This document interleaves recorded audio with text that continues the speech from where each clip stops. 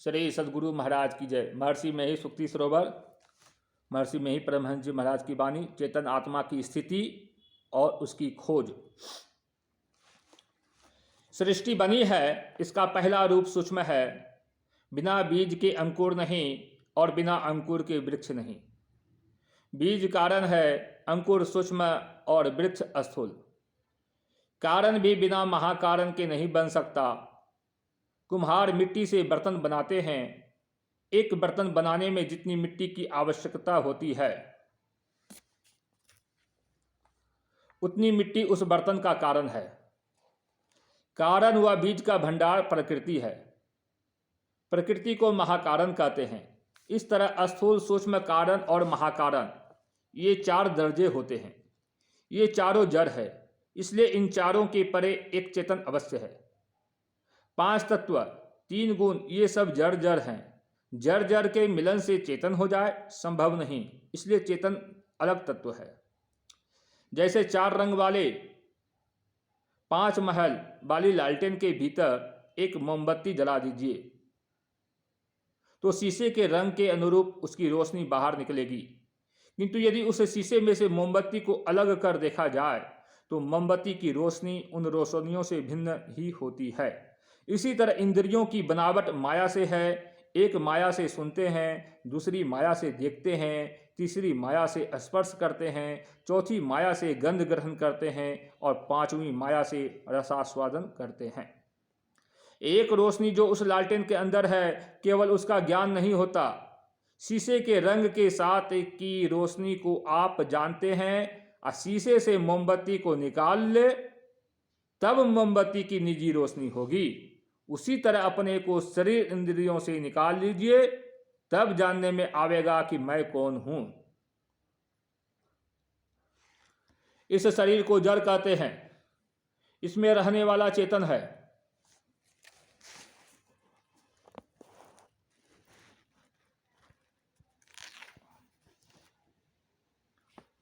कोई कहे कि जड़ जड़ मिलकर चेतन हो गया, तो यह किस तरह विश्वास हो? जिस वस्तु का स्वाद कड़वा हो, उन सब पदार्थों को मिलाओ तो वह कड़वा ही रहेगा, दूसरा स्वाद नहीं होगा। यह कभी मानने योग्य नहीं कि जड़ जड़ के मिलन से चेतन हुआ हो। यह चेतन पदार्थ भिन्न भिन्न शरीरों में रहते हुए भिन्न भिन्न दिखाई देता है। यह व्यष्टि रूप है। इस न्याय से हम सब एक तत्व हैं। जैसे आकाश का अंश घटाकाश, मठाकाश होता है, लेकिन अभिन्न अंश हैं। इसी तरह बिना टूटा फूटा हुआ अंश जीवात्मा परमात्मा का अंश है। अंश तो आवरण बनाता है। आवरण टूट जाए तो अंश नहीं रहेगा। अंश अंशी में मिल जाता है, वह प्रशांत महासागर की तरह स्थिर हो जाता है। जैसे ईश्वर है, उस ईश्वर से मिलकर वह भी ईश्वर हो जाता है। महाभारत में श्री कृष्ण ने पांडवों को शिक्षा दी और कहा कि लोग जैसे सींग को खींचकर मूंज देखते हैं, उसी तरह योगी चेतन आत्मा को देखता है। चेतन आत्मा के ऊपर पहले महाकारण, फिर कारण और सूक्ष्म, फिर स्थूल, ये 4 जड़ आवरण है। इन आवरणों से अपने को चेतन आत्मा को पृथक कर लो तो परमात्मा मिलेंगे। जो लोग गहरी नींद से उठकर समझते हैं कि बहुत गहरी नींद में थे, यह कौन जानता था कि हम बहुत गहरी नींद में थे? यह जो जीवनी शक्ति है, यह जो चेतन की धारे हैं, यह कभी नहीं सोती है, जागती ही रहती है, यही जानती है। इसी को प्राण पुरुष कहा गया है। प्राण पुरुष आगे चले सोई करत बखाना हो। तुलसी साहब। एक गोसाई तुलसीदास जी हुए, दूसरे तुलसी साहब। उन्होंने कहा है, सहस कमल दल पार में मन बुद्धि हिराना हो। सहस कमल के परे पार में मन और बुद्धि खो जाती है तो कहता कौन है? प्राण पुरुष आगे चले सोई करत बखाना हो। प्राण पुरुष आगे चलता है, वही बखान करता है, वही कहता है। पूर्ण से जो निकलता है वह भी पूर्ण, बाकी बचता है वह भी पूर्ण। एक अजीब बात है। पूर्ण से जो निकलता है वह भी पूर्ण, और पूर्ण तो अपना पूर्ण है ही। निकलने से जो बच जाता है वह भी पूर्ण। वही तुम निकले हुए पूर्ण हो, लेकिन अपने को नहीं पहचानते हो, यही बात है। हम लोग समझते हैं कि अग्नि पुंज से एक चिनगारी में अग्नि भी कम, चमक भी कम और दाहक शक्ति भी कम, लेकिन ईश्वर ऐसा नहीं है। उसकी चिनगारी ऐसी नहीं है। उसमें तो स्वयं ईश्वर में जो गुण है, उसके कण कण में वही गुण है। ईश्वर अंश जीव अविनाशी, चेतन अमल सहज सुख राशि। गोस्वामी तुलसीदास, अंश कह करके कुछ दर्जा हो गया, अंश कह के कुछ कम गुण हो गया, सो नहीं है। अगर उस कण को पहचान जाओ, अर्थात अपने तय को पहचान जाओ, तो यह अच्छी तरह से समझ जाओगे कि पूर्ण से यह कम गोया, जरा सा जो लिया सो भी स्वरूपतः वही है, वही गुण है। बाकी बचा हुआ भी पूर्ण ही है, और जो पहले से पूर्ण है सो तो पूर्ण है ही। अपने अंदर चलकर ही कोई शरीर छोड़ सकता है, अस्थूल शरीर को छोड़ना ही काफी नहीं है। मरने पर तो अस्थूल शरीर छूटता ही है, लेकिन जड़ के चारों शरीर को छोड़ना है। जैसे केले का गाछ बाहर से देखने में एक मालूम पड़ता है, लेकिन उसमें अनेक दमखोले होते हैं, जैसे मूंज से सीक निकालते हैं, वैसे ही शरीर रूपी मूंज में से तुम सीक रूप आत्मा निकालोगे। इसका यत्न अपने अंदर में करने से होगा, बाहर करने से नहीं। जो मनुष्य बहुत कुछ सोचता विचारता है, जिसने भौतिक तत्वों को उपलब्ध किया है, बहुत लाभ उठाया है, तो इसका मूल कहाँ है? मनुष्य किसी को इसलिए कहते हैं कि उसकी शकल मनुष्य की तरह होती है। भौतिक विज्ञान के द्वारा लोगों ने यह निश्चय नहीं कर पाया कि इस शरीर में भौतिक तत्व ही केवल है या और कुछ। वे केवल भौतिक तत्वों को ही जानते हैं, इसके अतिरिक्त और क्या है वे नहीं जानते।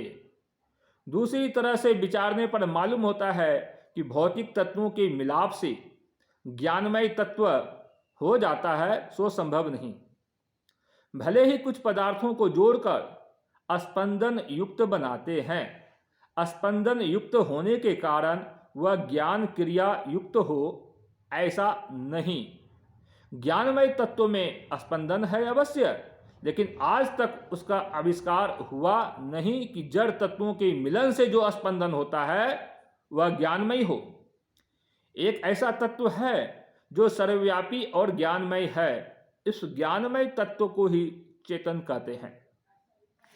यही सब उन्नतियों और लाभों का मूल है। इसके अतिरिक्त दूसरा जड़ तत्व है, जिससे सर्वपिंड और ब्रह्मांड बने हुए हैं। यह मनुष्य शरीर अर्थात मनुष्य पिंड कतिपय यंत्रों से युक्त एक ऐसा यंत्र है जिसमें उस ज्ञानमय तत्व का विशेष विकास है। प्रत्यक्ष में देखो कि इस शरीर में कान है तो उससे शब्द सुन लो, इसके अतिरिक्त इसमें और कुछ ज्ञान नहीं होता। अंधा शब्द सुनता है लेकिन दृश्य नहीं देख सकता। आंख से शब्द और कान से रूप का ज्ञान नहीं होता। चेतन सत्ता जड़ सत्ता से भिन्न है। दोनों के मिलाप तथा यंत्र विशेष से चेतन का कार्य विदित होता है, लेकिन जड़ इंद्रियों के लिए चेतन अव्यक्त है। इंद्रियों से अज्ञान तत्वों को ग्रहण नहीं कर सकने के कारण भौतिक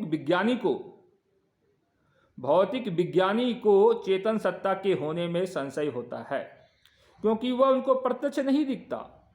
अध्यात्म विज्ञानी आत्म अनुभव में चेतन सत्ता को प्रत्यक्ष देखता है। वह उस सत्ता को प्रत्यक्ष देखता है, वह उस सत्ता को भी देखता है जिसके कारण चेतन सत्ता का प्रादुर्भाव हुआ है। शरीर के अंदर चेतन सत्ता और आत्म सत्ता नहीं हो तो केवल जड़ शरीर ज्ञान का काम करे, संभव नहीं। जब तक चेतन युक्त जड़ शरीर है तब तक यह शरीर बोलता चालता है। अनेक शरीरों में भिन्न भिन्न नहीं, एक ही आत्मा है। एकात्म बुद्धि नहीं होनी, अनेकात्मक बुद्धि होनी भ्रमपूर्ण है। जैसे किसी एक रूपधारी के चारों ओर बहुत से आईने रखे हों, तो उन बहुत से आईनों में उसी एक की बहुत सी परछाई बहुत से आईनों के कारण दृष्टि है, वैसे ही एक ही आत्मा में अनेक शरीरों के कारण अनेकता का ज्ञान भ्रम वश होता है। और जैसे पानी, भाप और बर्फ तत्व रूप में एक ही है, वैसे ही परमात्मा और जीवात्मा तत्व रूप में एक ही है। आईने के घर में कुत्ता जिस ओर देखता है अपने शरीर का प्रतिबिंब देखता है। उसको धोखा होता है कि उसके चारों तरफ दूसरे दूसरे कुत्ते हैं। उनको देख देख कर वह भूख भूख कर मरता है। वह इस बात को भूल जाता है कि सब तरफ मेरा ही प्रतिबिंब है। इसी तरह मनुष्य अपने आत्मस्वरूप को भूलकर आईने सदृश मायामय संसार में भ्रम से अनेकत्व का ज्ञान ग्रहण करता है और यह जानकर कि मुझसे भिन्न अलग अलग आत्माएं हैं, राग, द्वेष तथा काम, क्रोधा आदि विकारों में फंसकर मृत्यु का दुख भोगता है। सिंह की कथा। एक जंगल में एक सिंह रहता था। उस जंगल में अन्य पशुओं के इच्छा अनुसार वह मार मार कर खाता था। उन सब पशुओं ने उनसे कहा कि आप अपने भोजन के लिए यह नियम मान लीजिए कि हम में से प्रत्येक दिन पारी पारी से एक एक आपके पास स्वयं आवेगा और आप उसे भोजन कीजिएगा। उस सिंह ने इस बात को मान लिया, नियमानुसार बरता जाने लगा। एक दिन एक खरहे की पारी आई। वह बहुत विलंब करके उस दिन सिंह के पास गया। भोजन में विलंब हो जाने के कारण सिंह बहुत क्रोधित हो रहा था। उसने उस खरहे से बहुत डांट कर कहा, क्या रे, तूने विलंब क्यों किया? खरहा डरते गिड़गिड़ाते विनय करके बोला कि महाराज, मैं क्या करूं, मुझको एक दूसरे सिंह ने जो यहाँ से कुछ दूर पर बैठा है रोक रखा था और मुझको खा जाना चाहता था, परंतु जब मैंने आपका नाम उसको कहकर विश्वास दिलाया तब उसने क्रोध करके कहा कि जाओ उस सिंह को बुला कर ले आओ, पहले मैं उसी को मार डालूंगा, पीछे तुझे खाऊंगा। ऐसा सुनकर वह सिंह बहुत क्रोधित हुआ और खरहे से गरज कर कहा, चल दिखला उस सिंह को। खरहा चल पड़ा और उसके मार्ग से सिंह भी चलने लगा। कुछ दूर जाकर उस खरहे ने उस सिंह को एक कुआं दिखला दिया और उस सिंह से कहा कि महाराज, उसी में मुझको रोकने वाला दूसरा सिंह रहता है। सिंह उस कुएं पर जाकर गरजा और कुएं के जल में देखा तो मालूम हुआ कि कुएं में दूसरा सिंह गरज रहा है। वह सिंह अत्यंत क्रोधित होकर कुएं के अंदर के सिंह से लड़ने के लिए कुएं में कूदकर गिर पड़ा और उसी में अपने प्राण गंवाए। कुएं में कोई दूसरा सिंह था नहीं, था उसी का प्रतिबिंब जो कुएं के जल में देखने में आता था। जो आत्मज्ञान विहीन मनुष्य हैं वे माया के कुएं में रूप की अनेकता देखते हैं, सब में एक आत्मरूप को भूले रहते हैं और भिन्न भिन्न अनेक आत्माओं के मिथ्या ज्ञान में रहकर वह माया के भिन्नता रूप संसार में दुख पाते रहते हैं। योग सिख उपनिषद भागे बिंदुमयी शक्ति ललाटस्य प्रासंके बिंदु मध्य च जीवात्मा सूक्ष्म रूपेण वर्तते। अर्थ, ललाट के दूसरे भाग नीचे भाग में बिंदुमयी शक्ति विराजमान है और बिंदु के बीच में जीवात्मा सूक्ष्म रूप से विराजमान है। श्री सद्गुरु महाराज की जय।